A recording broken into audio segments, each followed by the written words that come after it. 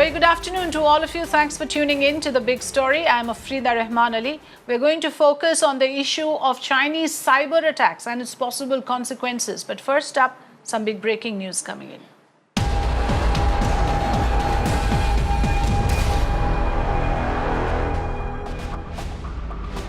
Karnataka Minister BC Patil sparked an outrage after the minister was vaccinated by government doctors who vaccinated him and his wife at his residence. This comes at a time when several citizens have been made to stand in queues as the vaccination drive has been marred with glitches. But here is a minister who actually gets the service provided to him at his residence. He gets vaccinated by government doctors who showed up at his residence and administered the dosage to him. That's the picture and the visuals from the vaccination process in Hirakirur in Karnataka.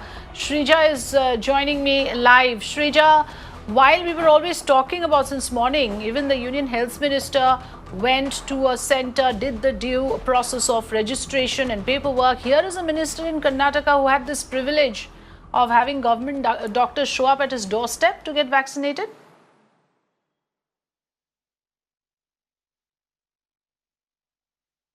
Well, this is the first such instance that's coming in from the state of Karnataka, and of course questioning the double standards of the government. Now, when you already have, we have been relentlessly covering and also showing our viewers as to how the senior citizens, even on the day two, they have been going through such hassles and they still have not been able to get the vaccination. But on the other hand, you have the Minister for Agriculture for the state, BC Patil, in fact, calling the doctors home and also getting the jab, not just for him, but also for his wife. So clearly we understand this particular action by the minister has not gone down too well, not just with especially the citizens, but also with the opposition party leaders, also questioning the fact that this is the double standards and this is not something where a minister should set an example for something when you're asking the senior citizens to go queue up right outside the hospitals, wait until the names are registered, or even for that matter, wait until the OTP is generated. But here something so easy where a minister has got it done. And of course, what the citizens are also questioning whether or not the state government will be initiating action against the agriculture minister. Back to you. Brajesh Kallappa of the Congress Party is on the phone line with us. Mr. Kallappa, is this something endemic to the political class? That, you know, you have one or two of, not of course everyone in the same board, but quite a few politicians believe that they can have doctors show up at their door and get vaccinated. We have seen how the elderly, even as we speak now, standing in long queues across centers in India. This is shocking. The fact that we are in the midst of a pandemic, and even in the midst of a pandemic, if somebody believes that they can practice this kind of VIP racism, is something which is, even further shocking. And more shocking is the fact that the state government or the central government, that is the BJP, hasn't pulled up this minister yet. In fact, if the Prime Minister was serious, he should have asked him to demit office.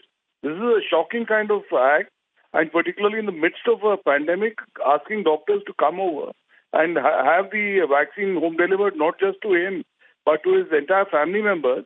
This is something which is directly in contravention of the guidelines set soon after the, these Tablighi Jamaat kind of thing happened. And there were some guidelines which were set up by the government. And this is directly in contravention of those guidelines. And the minister should be acted against. Criminal prosecution should be launched. And, action should be taken against him. Absolutely. But, Mr. Kallappa, at least you will concede that when it comes to the top leadership of the BJP, right from the Prime Minister, in fact, had taken the trouble to go to a center and wait for his turn, even in terms of qualifying for the vaccine. There was no example set, at least by the BJP leadership, of this kind. This is the first case that is coming to the fore. The first, second or third, we don't really care now. I think that we are in the midst of a pandemic. We are not trying to give certificates to anybody, nor are we going to take away anybody's credit. The important thing is, if a minister has misbehaved, if he's out of line, then he ought to be pulled up. I think there's no question of saying, oh, this is the first opportunity, then we give them another chance, then a second opportunity. I think the first time, if something like this has happened, then please act. Okay, British Kalapa of the Congress Party very clear that one needs to act on such ministers who think that they can break the queue, not just break the queue actually, ask for a special privilege of government doctors coming to the residence. Obviously, this would affect their duties otherwise, because this is a time of crisis and doctors are required at their respective centers to cater to the needs of the citizen. Thanks for joining us, Mr. Kalapa.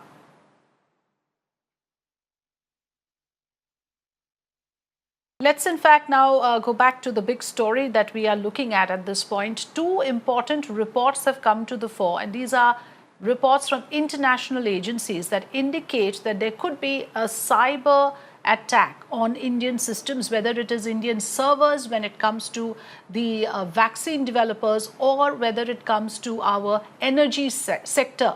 And we are looking at the issue of whether malware has been implanted in our energy sector by certain Chinese-backed groups, and some reports are indicating that there is a strong possibility that such a thing is going on. So the big question that we are asking, is India now prepared to battle this kind of a cyber attack unleashed by China on us?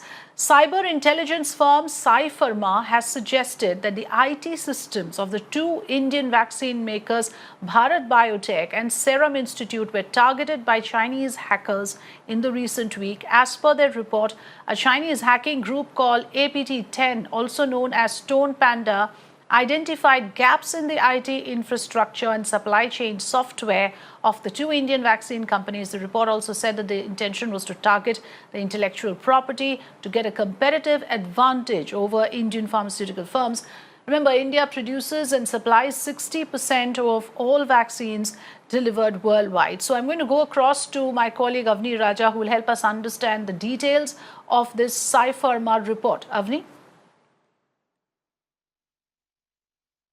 Yes, that's right, Afrida. In fact, like you pointed out, this is extremely important here. And what this report really claims is that there are gaps existing in the software of both Bharat Biotech and Serum. And that really was identified. Those loopholes there were identified. The exfiltrating of intellectual property was the real motive. So essentially, removing or taking out the intellectual property, that was the real motive here. The hackers wanted competitive advantage over Indian firms. And like you pointed out, India manufactures almost 60%, if not more, of the entire vaccine supply worldwide. And so this was the competitive advantage that they wanted to gain by doing this. And vulnerable web servers of the Serum Institute were also attacked. So this is essentially what this particular report claims, Afrida.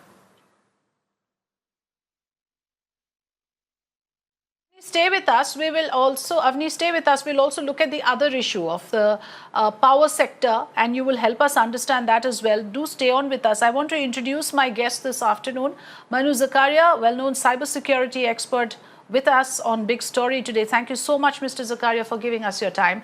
My first question to you, like I said, there are two areas we're looking at, and Avni was just helping us understand the report that came from Cyfirma. First of all, what do you make of a report like this? What it is essentially telling us is that the Indian vaccine developers are being targeted, and there is an attempt to get hold of intellectual property in a bid to outsmart India in this process, because, of course, India has supremacy in this area of vaccine development.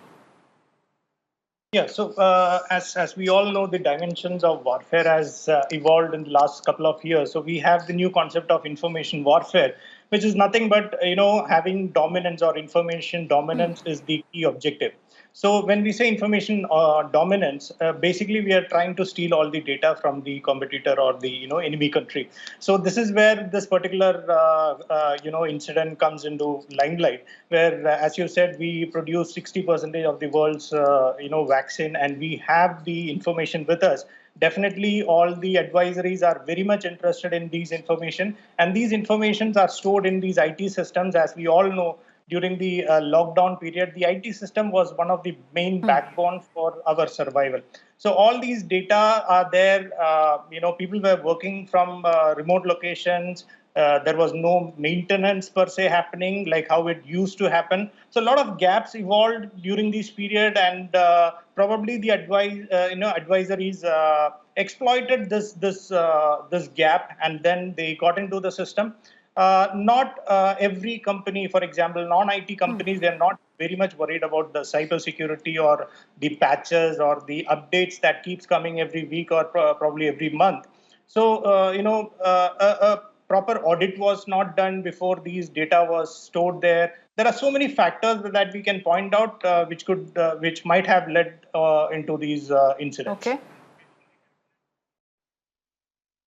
Okay, I will also ask you the other question about how do we identify from where is it happening? How do we identify that this is Chinese-backed hackers? But before I go into that question, let's also talk about the other area where there are concerns, and this is the energy and the power sector. And this is another report. Intelligence agencies suggest that Chinese hackers have attempted to plant malwares in the systems of power companies. In fact, the government was alerted about these threats following the massive power outage in Mumbai that took place in October last year. And as per a New York Times report quoted by the Maharashtra government, the attack is likely, the power outage, I beg your pardon, is likely to be a result of this kind of a planting of malware. Now, we don't know whether this is a confirmed conclusion, but the Maharashtra government has quoted that report and put two and two together to say that there is every chance that such implanting of malware could be responsible for power outage of the kind that we witnessed last year. Also, the center, however, has pointed out that there was no data loss or breach in the incident, while the Maharashtra government has said that 8 GB data has been sent from foreign server to MSEB server. So these are the details coming out. Avni will take us through, give us a further understanding of which are the reports that we are talking about here and what is the kind of threat involved. Avni? Well, that's right. Now, the CERT-in report in November 2020, on November 19th, in fact, of 2020, a threat of malware called ShadowPad is what this report had talked about. Then later in 2021, just sometime back on Feb 12th, there was another report which talked about threat from the Chinese group Red Echo and Chinese hackers targeted dispatch centers. However, like you pointed out, the center has said that there is no impact on any functionalities, no data breach or any kind of loss was detected. But of course, like you pointed out, the government has quoted, this New York Times report as well to talk about what exactly all of this is. And there is now a whole lot of controversy that has erupted over these reports as well, saying that obviously if the government was given the red flag, then why is this issue just cropping up now, or why is this being talked about just now, Afrida? Right, Avni, thanks for joining us. So, Manu Zacharia, on that issue, if you can help us understand that when we talk about planting malware, for instance, as the Maharashtra government is suggesting, is it true that that can lead to a possible consequence of a power outage? Because we noticed a sudden, unexpected, unprecedented case of massive power outage that happened and took everyone by surprise in October last year. Yes. So the first thing is, I still remember the day when this news came out, and I think I was taking some online session. The first point that came to my mind was, is there a cyber attack behind this? Even if there is no cyber element, even something is not working, there is a security angle to it. So that was my first thought. Now, let me relate few other things to this. But before that, let me tell you, as we all know, there are systems in place in India to handle these kind of attacks on critical infrastructure. We have NCIPC, we have so many other, organizations or frameworks are in place. But is that enough is what we need to basically check. So if you remember, in October 2019, there was a cyber attack on the nuclear power plant in, I think, in Tamil Nadu. This happened in October 2019. Initially, the government denied that there was no attack. And later, I think after a couple of weeks, the government admitted, yes, there was an attack. And something similar happened in the last month. That was on 4th February 2021. There is a group called Sakura Samurai, which took the help of US Department of Defense Vulnerability Disclosure Program, which is a program run by the US Defense. And they contacted NCIPC, which is an Indian agency which is responsible for the defense of the critical infrastructure. And they highlighted certain issues that we have some problem, please look at it. The NCIPC took almost 5 days to respond back. First response came after 5 days. And then the major response came after 13 days. I'm not saying all these things. These are there on their blogs. These are there on the website. So what I'm saying is we have systems in place, but our response time is something that we need to improve. Probably on weekends, everybody's on holiday, or because of pandemic, we are working from home, and lot of constraints are there. But what I'm trying to say is we have systems in place, we have policies in place, but how quick are we is point number one. Point number two is like coming to the core question that you asked. Yes, these things are possible. Blackout is possible, and that is what is all information warfare or cyber warfare is all about. If you have control over all the banking systems or telecom systems, we can switch off everything. Last month, I got an update from one of my friend in Europe who said that the hospitals are under attack, which I'm sure everybody is aware. Because of the pandemic, the ransomware are on the rise. The hospitals were under attack. Their systems were infected. Blackout happened. Patients were dying because the IT systems was not there to support them. A lot of similar incidents are happening. So yes, attack on critical infrastructure is possible, and it is possible to shut down these systems. Something similar to what happened in the Mumbai blackout. Okay, these are very important points you've made, Manu Zacharia, because what it makes us really feel is that cyber warfare is a reality in today's world. It's staring us on the face, and therefore these instances are happening. Stay with us, sir. I have to now, in fact, bring out another element to all of this, and that is the claims and counterclaims being made by the two major parties in Maharashtra. Congress and BJP are caught in a war of words over Mumbai's power outage, where the Maharashtra government claims that the blackout in Mumbai on the 12th of October last year is likely because of the Chinese attack on power companies. Congress senior leader Prithviraj Chavan cites the attack on the National Stock Exchange and also the Serum Institute to question if India's cyber infrastructure is good enough. BJP's Ashish Shelar hits back, saying Maharashtra government's report on the power outage is questionable, as the centre and the expert panel have not indicated anything to that extent. Let's listen in. Central government must not only look at the power cyber attack, but what about the National Stock Exchange attack few days back? It went out. Was it a cyber attack? We're not sure. What about the news that Serum Institute and Bharat Biotech also has been attacked? Now, these are very serious concerns. Is our cyber infrastructure inadequate? It is prone to attacks by such agencies. It's a cause for concern, because as we are shifting to a digital world, everything is on digital media now. What happens if tomorrow I'm not able to withdraw my money from the bank? If my insurance payment disappears from the records? I mean, this is a very serious matter, and central government must take it very, very seriously.